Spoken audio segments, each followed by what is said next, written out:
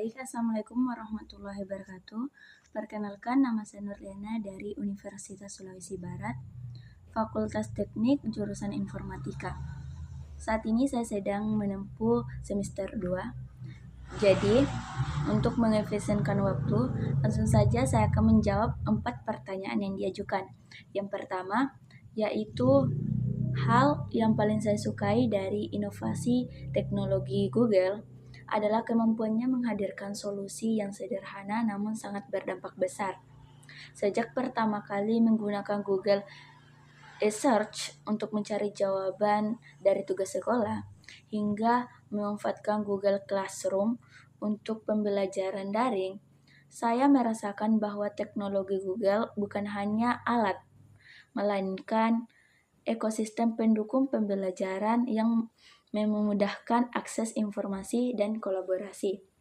Ketika mulai menggunakan Google Docs secara konsisten untuk belajar, saya menyadari bahwa semakin hari ejaan saya itu semakin baik karena di Google Docs sendiri mempunyai fitur untuk mengecek ejaan mana yang salah, mana yang baik, atau mana yang benar dan mana yang salah. Kemudian ada fitur kolaborasi real time-nya juga, yang kemudian mampu meningkatkan kualitas tulisan serta kepercayaan diri serta memudahkan kita. Bagi saya, kekuatan Google tidak hanya terletak pada kecanggihannya, tetapi pada komitmennya dalam membuat informasi dan teknologi dapat diakses secara inklusif. Hal ini sangat relevan dengan kondisi mahasiswa di daerah yang mungkin memiliki keterbatasan fasilitas, tetapi tetap memiliki semangat belajar yang tinggi. Saya juga terinspirasi oleh budaya perusahaan Google yang sangat mendorong kreativitas, kolaborasi lintas disiplin, serta keberanian untuk bereksperimen dan belajar dari kegagalan. Budaya tersebut menanamkan keyakinan dalam diri saya bahwa inovasi lahir dari keberanian untuk mencoba dan berbagi pengetahuan. Kemudian menjadi agen student ambassador bukan hanya tentang memperkenalkan produk, tetapi tentang membangun budaya belajar yang adaptif terhadap teknologi.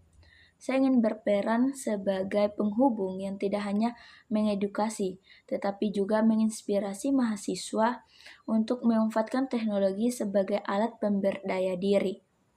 Melalui peran ini, saya ingin menciptakan lingkungan kampus yang lebih kolaboratif sebagai alat untuk membuat mahasiswa kemudian bisa meningkatkan atau memberdaya dirinya. Kemudian terbuka terhadap inovasi, serta siap menghadapi tantangan era digital. Nah, adapun pertanyaan kedua yaitu kegiatan atau acara yang saya rancang itu bertema Survive with Google Only. Judulnya yaitu Google Blind Challenge, di mana peserta dibagi menjadi beberapa kelompok kecil terdiri atas 2-3 orang. Kemudian misi yang dikerjakan atau mengerjakan misi yang diberikan dengan menggunakan full Google, tidak memakai fitur lain seperti ChatGPT, Gemini, dan lain sebagainya. Adapun misinya yaitu yang pertama, The Smart Search, yaitu menggunakan Google Search untuk mencari jawaban dari pertanyaan yang diberikan. Yang ditekankan di sini adalah bagaimana peserta mampu menggunakan fitur atau trik pencarian agar bisa cepat dan efektif. Karena yang dicari adalah siapa yang cepat, siapa yang efektif.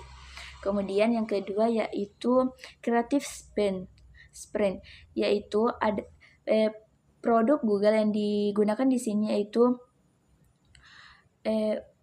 Google Docs, di mana misinya itu peserta diberikan sebuah tantangan. Contohnya itu dalam 7 menit harus menulis ide paling kreatif untuk membuat kampus lebih anti-stres dengan bantuan teknologi. Dari 2 misi ini kemudian kita mencari tim paling kreatif dan tercepat sebagai pemenangnya. Nah, adapun jawaban dari soal yang berikutnya yaitu pengalaman berpikir out of the box. Saat saya SMK kemarin, saya sempat PKL di software house. Saya pernah menghadapi kendala dalam mengerjakan fitur backend pada aplikasi absensi, yaitu absensi magang.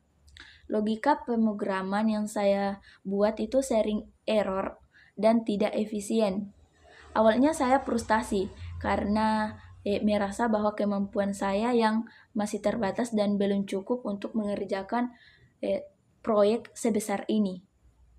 Namun kemudian alih-alih hanya terus mencoba cara yang sama yang terus error, saya mencoba mengubah pendekatan.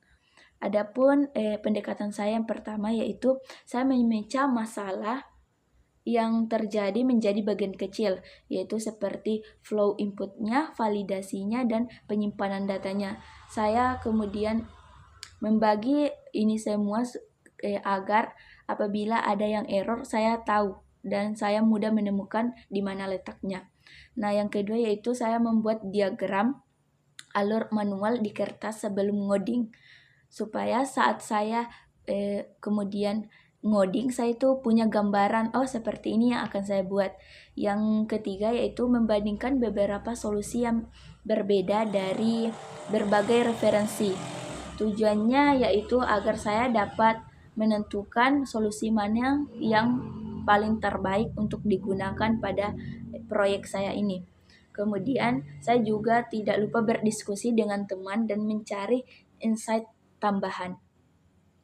Proses berpikir saya saat itu adalah, masalah ini bukan karena saya tidak bisa, tetapi karena saya belum menemukan sudut pandang yang tepat. Hasilnya, alhamdulillah saya berhasil memperbaiki logika sistem dan bahkan memahami konsep back-end lebih dalam dari sebelumnya. Pengalaman ini mengajarkan saya bahwa berpikir kreatif seringkali kita berhenti sejenak. Bukan karena kita gagal, tapi untuk mencari atau untuk melihat masalah dari sudut pandang yang berbeda. Nah, dan adapun soal berikutnya yaitu, jika saya kemudian terpilih sebagai Google Student Ambassador, pencapaian yang paling membuat saya bangga dalam 3 bulan pertama adalah ketika saya berhasil menyelenggarakan satu program Teach and Child yang membantu mahasiswa menyadari bahwa produk Google yang selama ini mereka gunakan memiliki fitur dan potensi yang lebih luas dari yang mereka ketahui. Bukan karena mereka tidak memahami teknologi tentunya, tetapi karena banyak dari mereka belum mampu mengeksplorasi pemanfaatan secara maksimal. Nah, dalam 3 bulan pertama, saya ingin fokus pada dampak yang realistis dan terukur. Salah satunya yaitu saya akan mengadakan sesi interaktif yang memperkenalkan pemanfaatan fitur kolaborasi di Google Docs dan manajemen file yang lebih efektif melalui Google Drive. Nah, dampak yang ingin saya ciptakan di sini yaitu bukan perubahan besar dalam waktu singkat, tetapi meningkatkan kesadaran dan pemanfaatan yang lebih optimal terhadap teknologi yang sebenarnya tentunya sudah ada di sekitar kita. Saya ingin dikenal bukan hanya sebagai ambasador, tetapi sebagai penghubung yang membantu mahasiswa memaksimalkan potensi teknologi untuk mendukung produktivitas dan kolaborasi di kampus. Sekian dari saya.